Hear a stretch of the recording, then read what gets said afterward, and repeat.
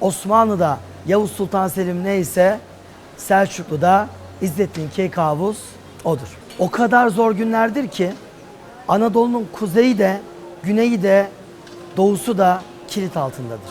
Önce Sinop'a yönelecek, Sinop'u kurtaracak ve Köse Dağı Savaşı'na kadar Trabzon Rum İmparatorluğu Anadolu Selçuklu'ya bağlı kalacaktır. Uzun bir kuşatma neticesinde Antalya'yı, o güneydeki zengin liman şehrini tekrar geri alır. Ermeni Krallığı Anadolu Selçuklu'ya bağlanmak ve vergi vermek zorunda kalacaktır.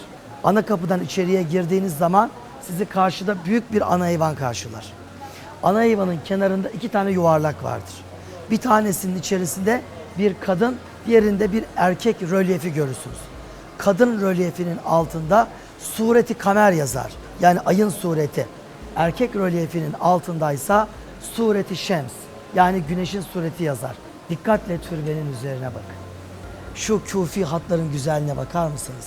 Defalarca iç içe geçmiş şekilde Muhammed, Muhammed, Muhammed, Muhammed yazmaktadır sallallahu aleyhi ve sellem. O yüce sultanın gönül verdiği ve adını duyurmak için 9 yıllık saltanatında hiç durmadığı sevgili peygamberinin adı yazmaktadır.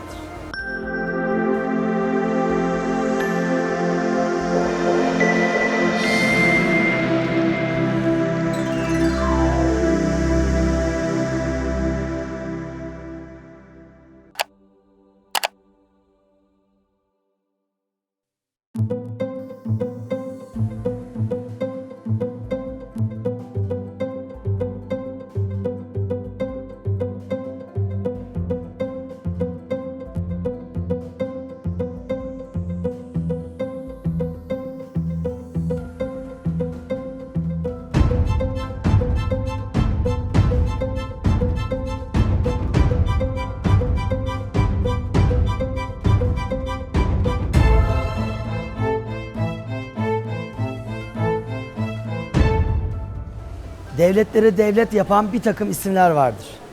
Onlar ikindi güneşi gibidir. Yeryüzünde çok az, çok kısa durmuşlardır ama büyük icraatlara imza atmışlardır.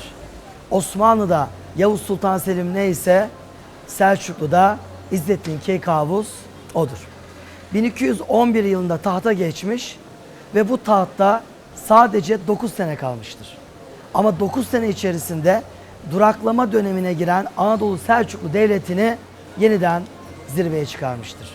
O, Anadolu'nun daha yeni Türkleştiği, İslamlaştığı o zor günlerde Sultan 1. Gıyasettin Keyhüsrev'in büyük oğlu olarak dünyaya gelmiştir. Gıyasettin Keyhüsrev, yani onun muhterem babası, İznik Doğu Roma İmparatoru'nun kılıçları altında mübarek başı parça parça edilirken kendisini Anadolu Selçuklu'nun tahtında bulur. O kadar zor günlerdir ki Anadolu'nun kuzeyi de, güneyi de, doğusu da kilit altındadır. Anadolu'yu kuzeye bağlayan Sinop limanı Trabzon Rum İmparatorluğu'nun avuçlarının arasındadır. Gıyasettin Keyhüsrev'in şehadet haberi üzerine o gün Anadolu Selçuklu'nun elinde bulunan Antalya, Anadolu Selçuklu'nun güney liman şehri, şehrin içindeki Rumların bir gece ayaklanmasıyla ne yazık ki elden çıkmıştır. Ermeniler doğuda ayaklanmışlar ve Anadolu Selçuklu'ya kan kusturmaya başlamışlardır. O sıkıntılı günlerde önce erkek kardeşi Alaaddin Keykubat'la mücadele eder. Onu yener ve bir kaleye hapseder. Ama canına kastetmeyecektir.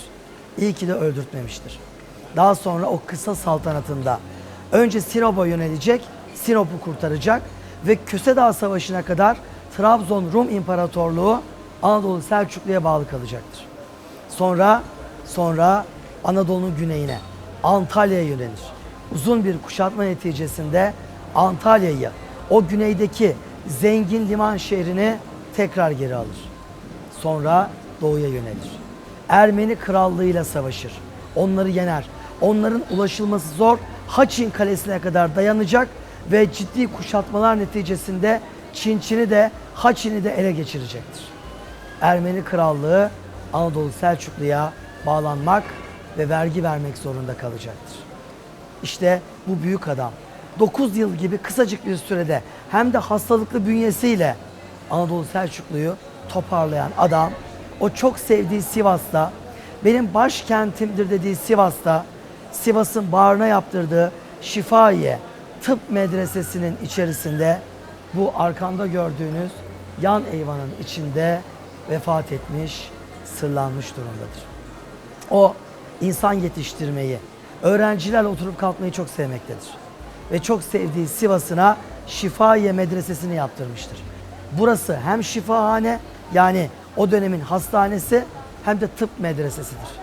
Ana kapıdan içeriye girdiğiniz zaman sizi karşıda büyük bir ana eyvan karşılar. Ana eyvanın kenarında 2 tane yuvarlak vardır. Bir tanesinin içerisinde bir kadın, diğerinde bir erkek rölyefi görürsünüz. Kadın rölyefinin altında sureti kamer yazar. Yani ayın sureti. Erkek rölyefinin altındaysa sureti şems. Yani güneşin sureti yazar.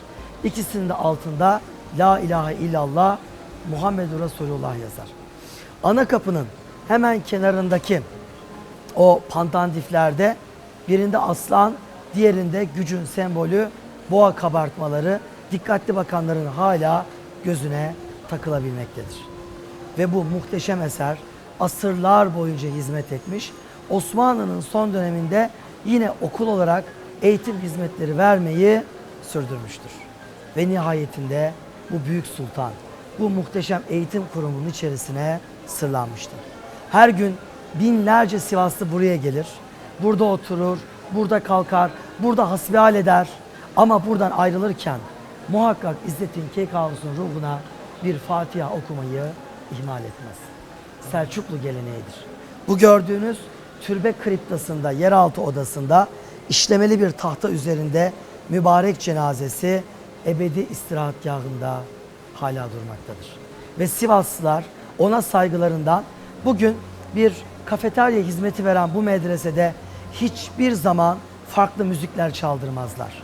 Geleneksel musiki eşliğinde ruhuna Fatiha gönderirler. Dikkatle türbenin üzerine bakın. Şu küfi hatların güzelliğine bakar mısınız? Defalarca iç içe geçmiş şekilde Muhammed, Muhammed, Muhammed, Muhammed yazmaktadır sallallahu aleyhi ve sellem. O yüce sultanın gönül verdiği ve adını duyurmak için 9 yıllık saltanatında hiç durmadığı sevgili peygamberinin adı yazmaktadır.